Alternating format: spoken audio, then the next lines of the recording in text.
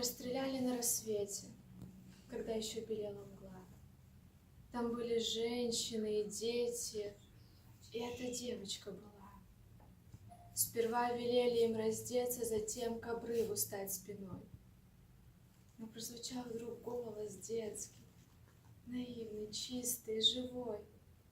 Чулочки тоже снять мне, дядя.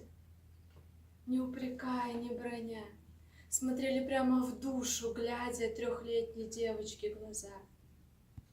Чулочки тоже?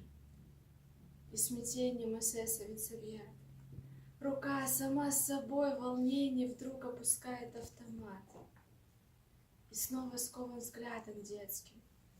И кажется, что в землю врос. Глаза, как у моей утины, в смятении смутном произнес. Овеянной невольной дрожью нет, он убить ее не сможет. Но дал он очередь спеша. Упала девочка в чулочку. Снять не успела, не смогла. Солдат, солдат, а если б дочка твоя вот здесь бы так легла? И это маленькое сердце пробито пулею твоей. Ты, человек, не просто немец, ты страшный зверь среди людей. Шагал эсэсовец упрямо, шагал, не подымая глаз.